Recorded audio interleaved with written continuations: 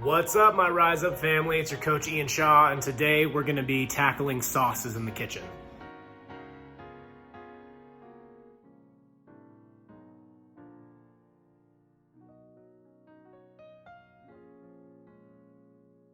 All right, next on the docket, we're going to be making a mint chimichurri sauce.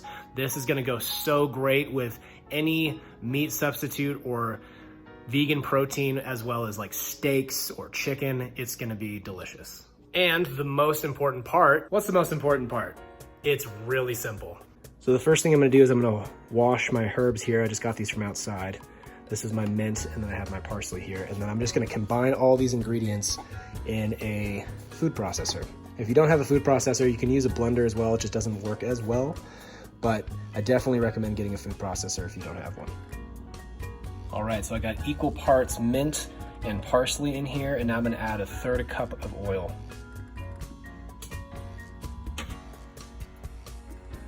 Now we're gonna add some salt, probably about a teaspoon, maybe a little less, of black cracked pepper, 3 cloves of peeled garlic.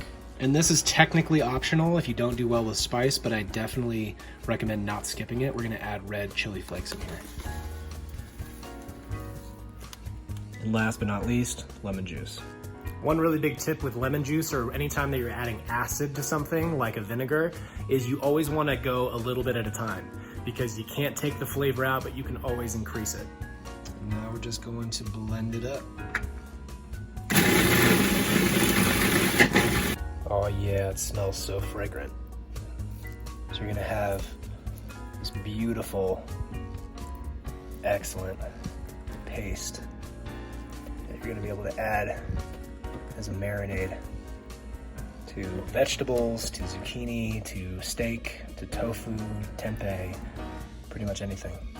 Put it on the top of a burger. Yeah, it's gonna be fantastic.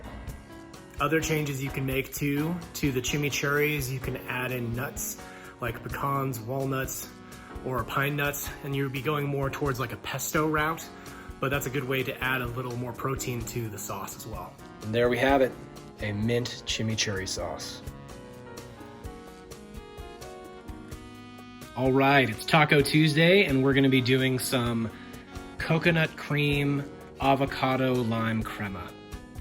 So first thing I'm gonna do is I'm gonna put a cup of cilantro, stems included, because it's just more fiber in there, and then I'm gonna add the avocado. I'd put 1 to 2 avocados in there. Some people like to use the other half of the avocado for fresh avocado on top of their tacos, but you can also put the full 2 avocados in there to give you a richer sauce. Now I'm gonna add 1 can of coconut cream. Now I'm gonna add the juice of 1 lime. And then for spices, I'm gonna put a little bit of salt and a little bit of garlic powder, and that's it. All right, now blend her up. I'm probably gonna blend that up for around 30 seconds. And would you look at that? Oh, yes. It's gonna be amazing. One thing to always remember as well when you're making sauces is that, or any food really in general, is to be tasting and trying it the entire time you're going through the process, because you're gonna be able to recognize what needs to adjust in that flavor. And there's really 5 main flavors when it comes to cooking. So as you're trying it, you're wanting to adjust to see what needs to change to get to that flavor that you're looking for. Is it too salty? Is it too sour? Is it too bitter? Is it too spicy? These are the things you're gonna wanna try to see, like maybe you need to add a little bit more salt, or in the case with this avocado crema, I'm gonna be putting in a little bit of lemon juice to give it a little bit more acid, since the lime that I put in there isn't quite as tangy as I'd like it to be. So you're always wanting to adjust it a little bit so you're getting that exact flavor that you're looking for. And there you have a quick, easy, delicious, creamy coconut cilantro lime crema.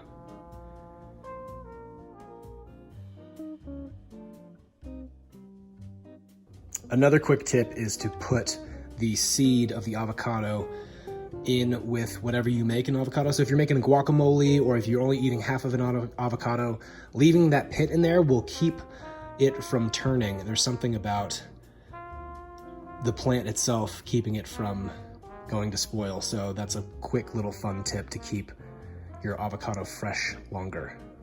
And now for one of the easiest and most impressive sauces of all, the Balsamic Reduction. I always find Balsamic Reduction so funny because it's so delicious. People associate it with high class, and really it's one of the easiest things you can do. So I'm gonna take this, I'm gonna pour this into this pan, probably about 1/8 of a cup, probably not even, like 4 or 5 tablespoons. And I'm literally just gonna cook it on medium-high until this reduces by half.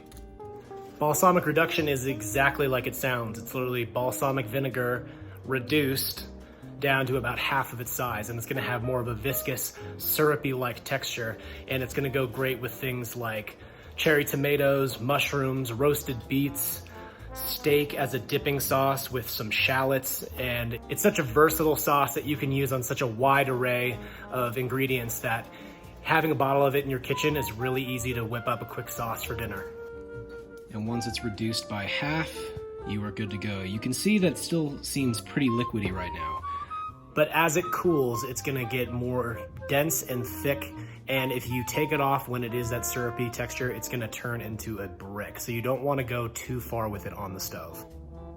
Quick, easy, versatile. There you have it. Balsamic Reduction. We've covered a lot of ground today in the sauce world, and there's gonna be more to come later on. Please like and subscribe down below and leave any comments you have, and we'll get back to you. Rise up.